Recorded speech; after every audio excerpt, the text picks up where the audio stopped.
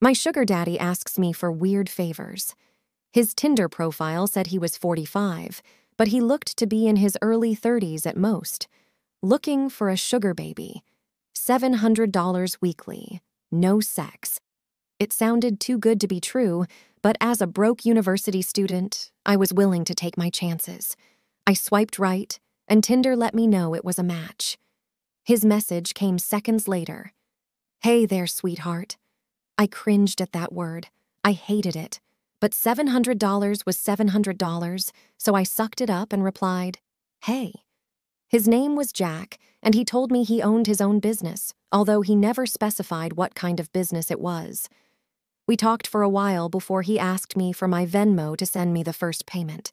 After a few minutes, I got the notification. I stared at the $700 for at least 20 minutes, expecting to wake up from a dream at any second. But it wasn't a dream. "You still there?" I clicked on the message. "Yeah. Sorry. If you don't mind me asking, what are you looking for in return?" I stared at the chat until he replied, "I'm just looking for you to do a few favors for me." That sounded like it was going to be sexual to me. Like what? For example, "The first thing I need you to do is pick up a delivery for me." That sounded innocent enough, but I was still expecting there to be some kind of twist. $700 to pick up a package? Come on, even I wasn't that naive. From the post office or something? No. "I'll send you the address, but I'd rather not do this through Tinder. You got Kik? Or you can give me your number." Kik? What was this, 2011? I decided to give him my number instead, and he texted me the address immediately, followed by the address to his house, where I would have to drop off the packaging. "I'm not home right now, but there's a key on the bottom of the blue flower pot near the door. Go inside and put the package on the coffee table in the living room. Make sure that you lock the door when you go inside the house, and then lock it again when you leave." I grabbed my car keys and wallet and got into my car, putting the address into Google Maps. "Got it!" W. My phone buzzed as I backed out of my driveway. "I'm serious. Lock the door both times, please." I thought that was a little excessive, but I promised him that I would. The house looked abandoned. It had a broken chain-link fence around it, with a small door that was hanging on to dear life. It stuck out like a sore thumb, surrounded by houses that were "You here for Jack's shit?" I looked up to see a man standing in the open doorway of the house. He took up almost the entire space, his head skimming the top of the doorframe. He was huge, in height and muscles, and his entire torso was covered in tattoos. Yeah, I guess," I replied, not moving from my spot on the sidewalk. "Stay right there," he said. I did. I actually don't think I would have moved if he had asked me to. I looked around and realized that there was no one else on this street. I was a 21-year-old woman alone in the street. I gripped my car keys. A few minutes later, the man came back out carrying a cardboard box. It was about the size of a shoebox, but stained and damp on some of the corners. "Can you open your car?" he asked.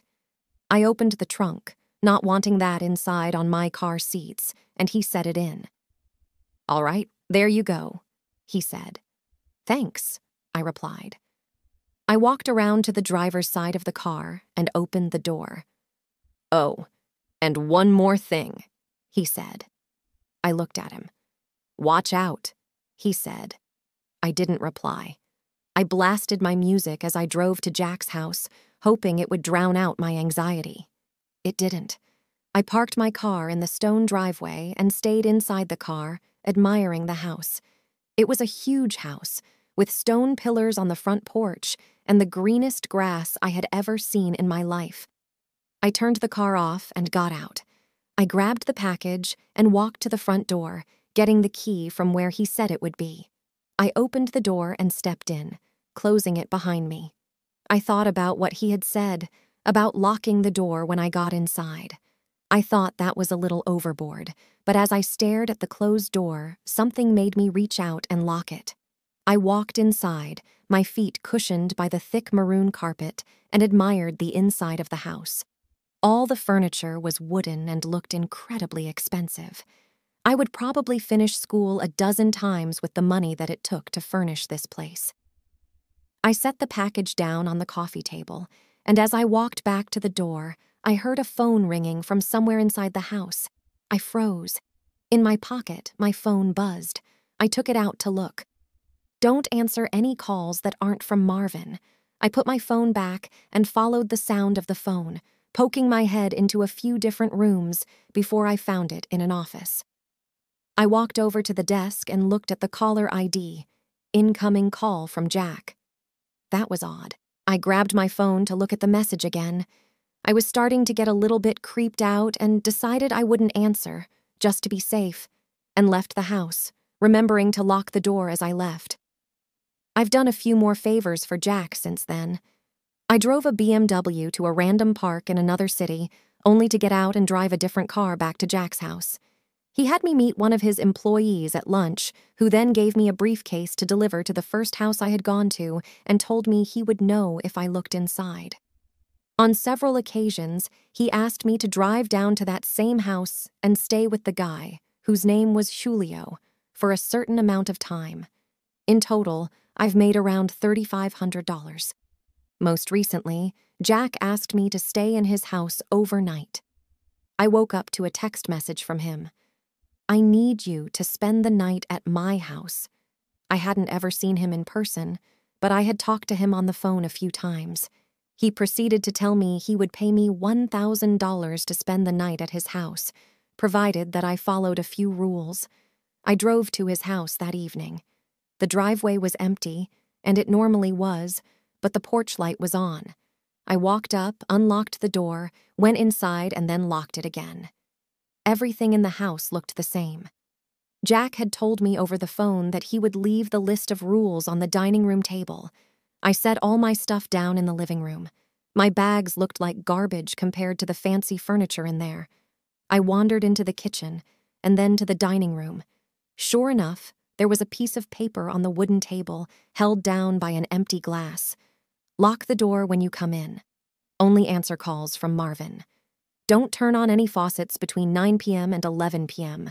Don't open the door for anyone, no matter who they say they are, after 10 p.m. If the door to the closet at the end of the hall is open, sleep in the library. If closed, sleep in any of the bedrooms. The gardener comes at midnight. If he starts knocking on the windows, hide. Turn the TV on and let it play on static through the night. Do not forget to do this. Help yourself to anything in the fridge. I'll pay you in the morning. Good night. I made sure to follow all the rules. To be honest, I was regretting my decision. But seeing as I was already here and I was getting paid, I decided to stay anyway. I figured as long as I followed all the rules, I'd be perfectly fine. Still, it felt a little odd. What was this? A haunted house. Nevertheless, I lounged around the house for a few hours, as I was planning on going to sleep around 9 since that's the time that all the weird shit would begin to happen. At 8:50, I brushed my teeth, using the faucet for the last time before 9.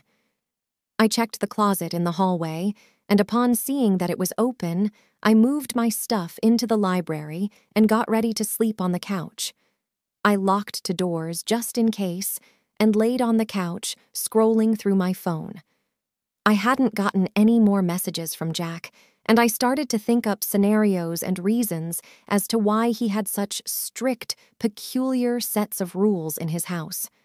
I had dozed off at some point, because at exactly 10:16 p.m., I was woken up by the doorbell ringing. I was about to get up to check, but then I remembered the rule. Don't open the door for anyone, no matter who they say they are. After 10 p.m., I stayed on the couch, trying not to move, paranoid that they would hear even the slightest sound. "It's the police! Open up!" I didn't move. "Hello! It's the police! Open up, or we're coming in!" I still didn't move, but I could hear my heartbeat in my ears. There was silence for a while after that. Then the doorbell rang again. "Hey, it's Jack. Let me in." It sounded like Jack, but still, I didn't get up. He would have a key, wouldn't he? Why would he need me to let him in? This continued for almost a full hour. Different people would ring the doorbell, announce themselves, and then disappear when I didn't respond. I was finally able to fall asleep, and the gardener never came. When I woke up the next morning, I heard someone in the kitchen. I got up slowly and unlocked the door as quietly as possible, taking my phone with me and walking across the living room and into the kitchen. I stopped at the entrance and peered in. It was Jack. He was standing in front of the stove, stirring something as the coffee machine brewed coffee on the counter behind him. "Hey, good morning," he said when he saw me. "Hi," I replied, nervous. I hadn't seen him in person before, but he looked exactly like his pictures online. "Scrambled eggs?" he asked, motioning to the pan with a wooden spoon. "Yeah, thanks," I replied, walking over to take the plate from him. I ate my breakfast and drank some coffee in silence. "So how was it?" he asked. "It was okay. Nothing super freaky happened," I replied. "Cool," he replied. There was an awkwardness in the room. "I think I'm gonna go now. I have class—" I trailed off. I didn't. But I really wanted to get out of there. "Oh no, yeah, sure. I'll talk to you some other time," he replied. I grabbed my stuff, and he walked me to my car. I could see him standing in the driveway, staring at me as I left. When I got home, I unpacked all my stuff and noticed that I still had the list with me. I sat on my bed and read it again. I felt my body tense up as I realized that I had forgotten something. Turn the TV on and let it play on static through the night. Do not forget to do this. Turn the TV on and let it play on static through the night. Do not forget to do this. Do not forget to do this. I stared at the words on the page until they lost meaning. Beside me, my phone buzzed, snapping me back to reality. It was the $1,000 payment. I looked at my phone and then back at the list. Maybe it wasn't an important step. As I was thinking this over, a text from Jack came in. "I'm not in town right now. I should be back next week, so you're free from running any more errands for me until then. Just sent the payment. Go do something fun." I stared at the message and read it again, and again. And once more, for good measure, "I'm not in town right now." I thought back to this morning and how Jack was in his house, how he gave me breakfast. "I'm not in town right now." Within minutes, a new text came in this time from a number that I didn't recognize. "Did you forget to do something?" The text was followed by a picture of Jack, or whoever this version of Jack was, standing in front of the TV. I didn't respond. Next came another picture. This one was of the outside of my house.